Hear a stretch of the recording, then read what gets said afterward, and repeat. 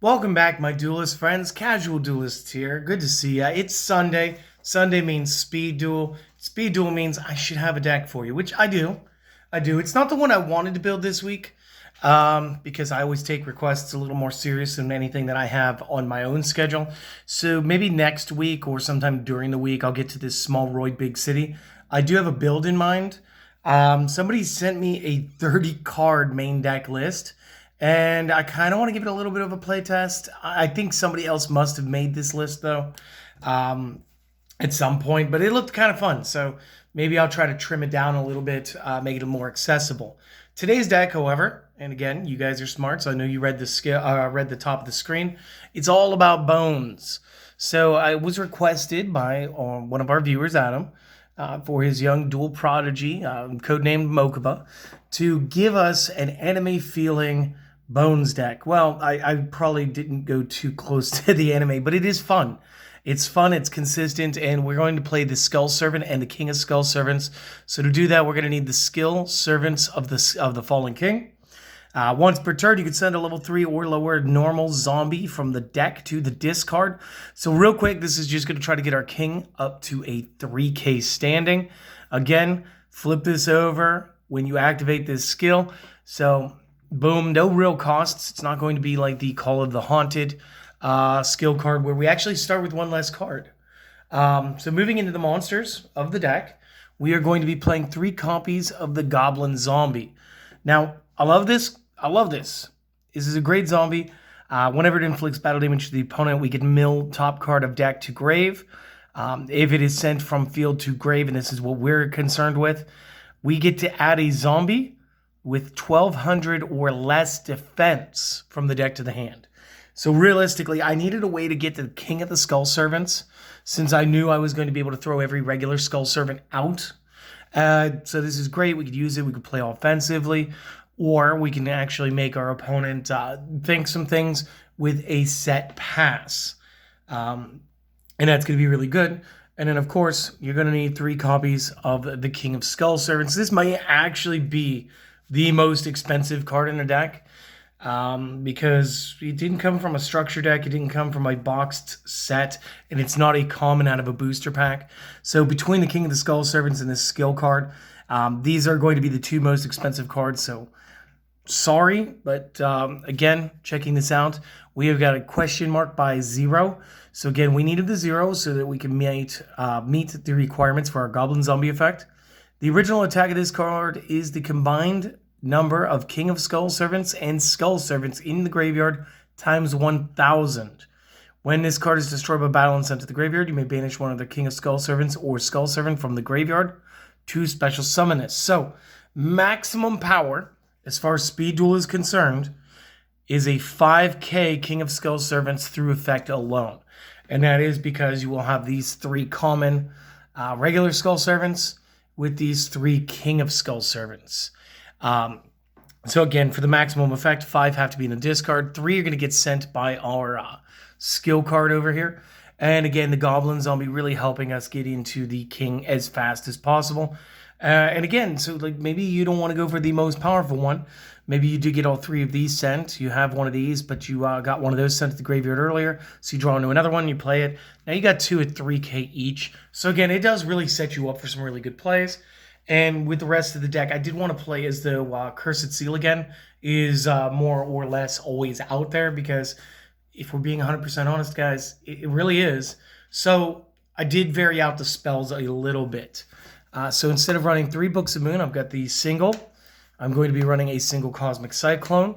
I'm going to be running the single Night Beam. And again, this is perfect because it maintains the 2 Spell Trap Destructions while allowing me to get the benefits of both of these effects. Both my opponent cannot respond with their face down that I'm targeting, or pay the 1000 and banish card, and then having access to a quick play that will do something like this.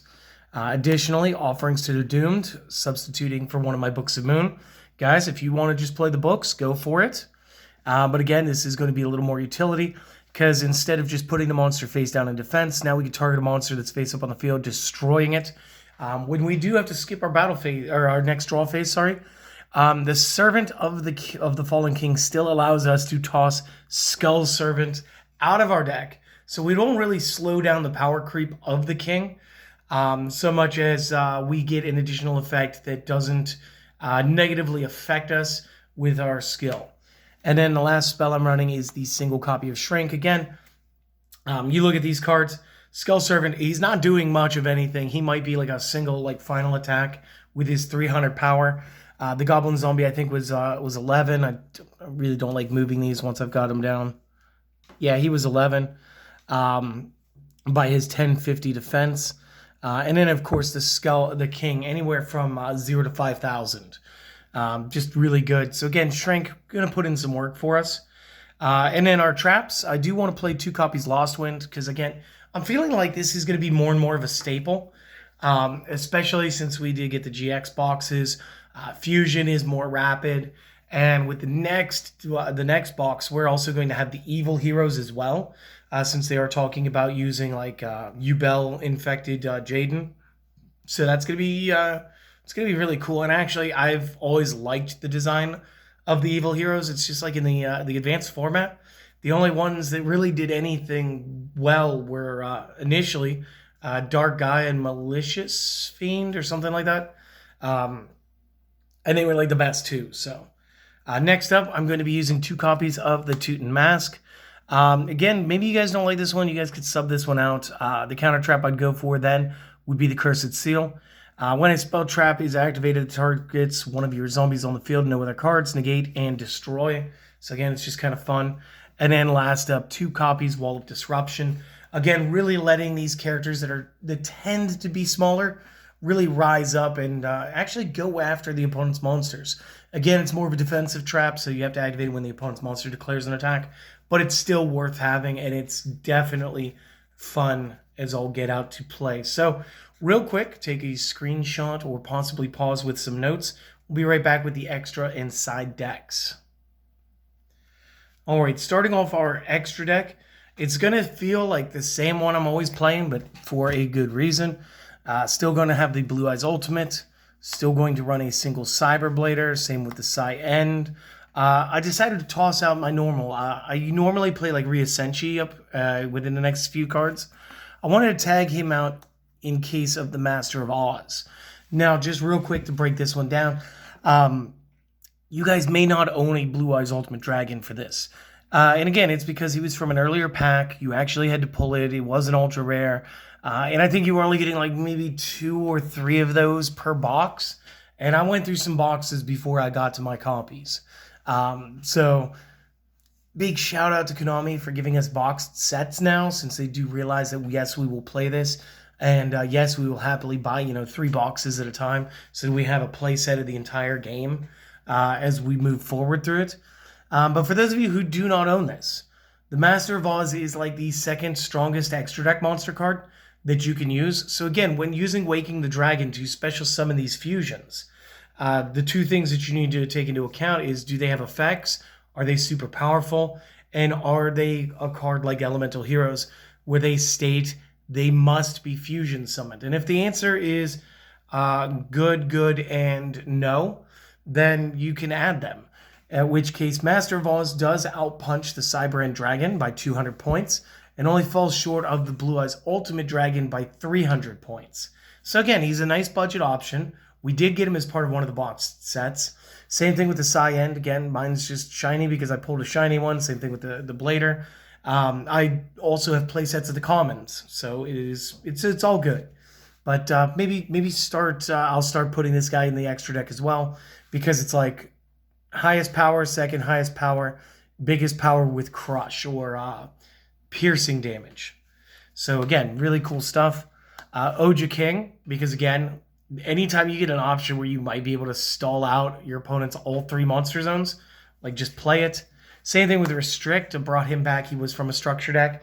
And again, if you guys can afford to go get that structure deck, I would, or at least just buy the singles. The structure deck I think would be better because you did get the Allures of Darkness. There were reprints for Sphere Karibo, Manju, Senju, and Sonic Bird. Manju's not in this game yet, as well as having like an entire deck where you just play Restrict, or Restrict or Relinquished, which is just always really cool. So that's that. And then moving into my side deck, I did want to keep my third Lost Wind pretty close. Same thing with my Teuton Mask. Same thing with my Wall of Disruption. Then I want to have my staple 2 Wakings, and I had a 5th or 6th slot, so I went with a copy of Zoma. So this is the rest of the deck. Guys, thanks for stopping by. I do hope that you enjoyed it. Adam, I know what you're going to say. This is a great deck. You love it. Mogobos probably was sleeving this one up as you guys were going. I really do hope that you guys get to enjoy this one. Let me know in the comments section how it played and what you guys ended up testing this against. And everybody else, if you guys want to support the channel, a couple easy things that you guys can do. A quick like and a comment helps the algorithm. It allows us to be seen by more people. Recently, we broke the 1900. We'll probably break the 2K by the end of January, which is super exciting. Would have loved to have had it by the end of 2022, but hey, progress is progress, and we're still making it. So that's all that really matters, besides the fact that I want you guys to enjoy the content. And guys, just enjoy the rest of your weekend, all right? It's Sunday. There's not much time left. So, go do something for yourself. Enjoy it. I will have a Speed Duel Spotlight coming up in the next couple of hours. So if you guys are interested in seeing a card that I've chosen, that's great. We'll go in depth a little bit on it and why it would be good and why it might be better later. But that's all neither here nor there. Guys, have a good one. I hope to see you guys again later. Peace.